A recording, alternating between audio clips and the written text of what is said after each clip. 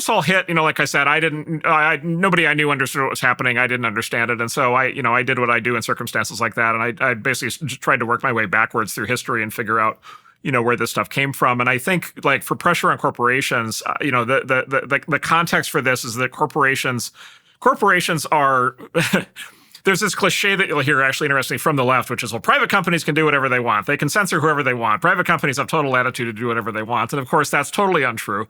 Private companies are extensively regulated by the government. Private companies have been, regulated by a civil rights regime imposed by the government for the last 60 years. That civil rights regime, certainly has done, many good things in terms of opening up opportunities for, different minority groups and so forth to participate in business. But, that civil rights regime put in place this standard called disparate impact, in which you can evaluate whether a company is racist or not on the basis of just raw numbers, without having to prove that they intended to be, right, in terms of like who they select for their employees. And so companies, predating the arrival of what we call woke, they already had legal and regulatory and political and compliance requirements put on them to achieve things like racial diversity, gender diversity, and so forth.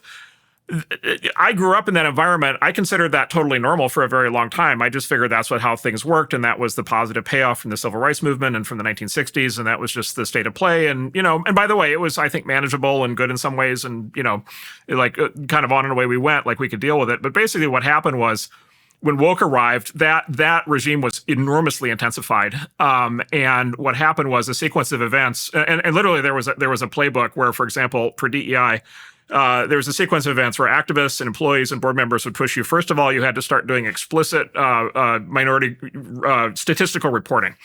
So you had to fully air in public any, disparate impact, any differences in, racial, gender, ethnic, sexual, differences relative to the overall population in a statistical report you had to update every year. And of course, they would tell you, as long as you issue this report, you're fine. Well, of course, that wasn't the case. What followed the report was, okay, now you need what's called the Rooney Rule. And the Rooney Rule basically says you have to have statistically proportionate representation of candidates for every job opening relative to the overall population. Right. And again, so stop there for just a sec, because we should delve into that. That's a terrible thing, because we can think about this arithmetically. It's like you have to have proportionate representation of all protected group members in all categories. Okay, there's a lot of horror in those few words, because the first problem is those categories are multiplicable without end. And you see this, for example, with the continued extension of the LGBT acronym. There's no end to the number of potential dimensions of discrimination that can be generated.